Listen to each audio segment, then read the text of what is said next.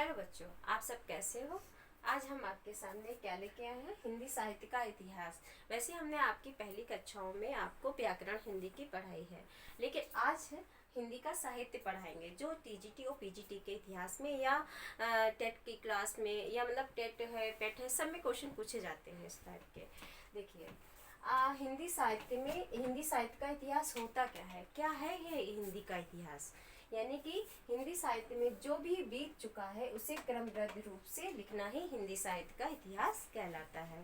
ठीक है, हिंदी साहित्य का इतिहास जो था ना, पहले कोई भी इतिहास नहीं लिखा गया था। गरशा तासी से पहले किसी ने भी इतिहास नहीं लिखा था। तो इन्होंने ही सबसे पहले गरशा तासी ने ही हिंदी साहित्य का इतिहास लिखा था। इन्होंने क्रमबद्ध से तो रूप से नहीं लिखा, लेकिन इन्होंने लेखन परंपरा की शुरुआत कर दी थी। कब की है, देखिए, हिंदी साहित्य का पहला इतिहास फ्रेंच विद्वान, यानी कि फ्रेंच विद्वान ये कहाँ के थे, जो गरशा तासी थे वो फ्रांसीसी विद्वान थे। तो जब फ्रांसीसी विद्वान होंगे तो उन्होंने फ्रेंच भाषा में ही इस इतिहास को लिखा था।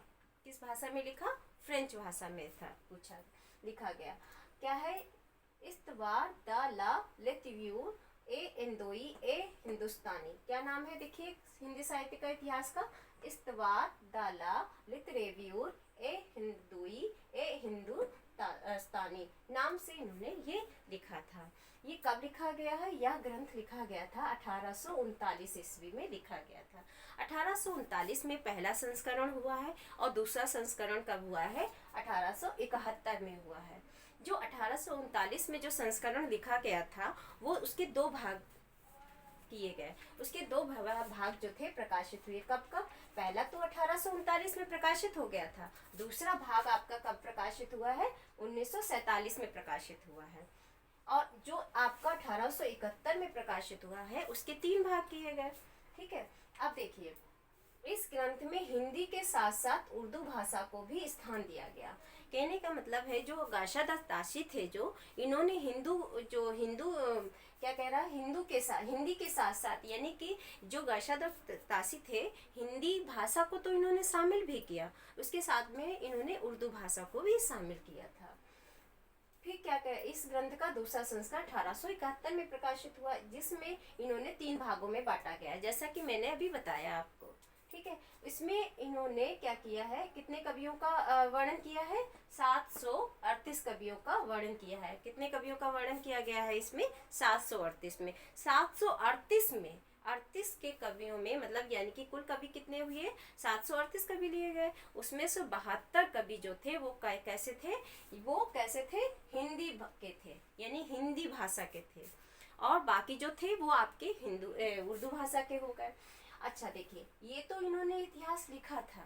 ठीक है, गरशा तासी थे, इन्होंने पहला जो लेखन परंपरा की जो इन्होंने शुरुआत की थी वो तो इतिहास इन्होंने लिखा था। फिर उसके बाद जो अनुवाद किया हिंदी में, भाई ये तो फ्रेंच भाषा में था। फिर इसका जो हिंदी में अनुवाद किया गया वो किसने किया था, लक्ष्मी सागर वार्ष्णेय जी ने। किसने किया है अनुवाद, लक्ष्मी सागर वार्ष्णेय जी ने। इन्होंने हिंदी में अनुवाद किया था, कब किया था, 1952 ईस्वी में। किस नाम से किया है, इंदुई साहित्य का इतिहास के नाम से किया गया। ठीक है, किस नाम से इन्होंने हिंदी साहित्य का इतिहास का नाम दिया गया, इंदुई साहित्य का इतिहास। यानी ये जो इन्होंने फ्रेंच भाषा में जो था हिंदी साहित्य का इतिहास, उसे अनुवाद किया हिंदी में, किसने किया है, लक्ष्मी सागर वार्ष्णेय ने। और किस नाम से, इंदुई साहित्य का इतिहास 1952 में, जो किसमें किया गया है, हिंदुस्तानी अकादमी से प्रकाशित हुआ। कहाँ से प्रकाशित हुआ है ये, हिंदुस्तानी अकादमी से प्रकाशित हुआ। ये कहाँ है, इलाहाबाद में है। तो गरशा तासी ने इतिहास तो लिखा, सबसे पहले गरशा तासी ने लेखन परंपरा की शुरुआत तो की, लेकिन इनमें कुछ इस इतिहास के गुण भी थे और दोष भी था। गुण तो ये हो गया कि इन्होंने भाई सबसे पहले शुरुआत की थी, तो लेखन परंपरा की शुरुआत हुई, तो ये गुण हो गया। इन्होंने जो इतिहास ये लिखा, इसके दोष भी हैं। क्या इन्होंने गलती की, एक तो सबसे पहले इन्होंने क्या किया कि इसमें हिंदी भाषा के साथ साथ इन्होंने उर्दू भाषा का भी प्रयोग किया, यानी कि किया। और उसके बाद इन्होंने क्या दूसरी गलती किया, इन्होंने वर्णात्मक कवियों का, मतलब यानी कि जो अल्फ़ाबेट यानी कि कवियों का क्रम से लगा किया इन्होंने, लेकिन ये इन्होंने गर्शादत्त तासी ने जो था हिंदुस्तानी अकादमी से प्रकाशित हुआ।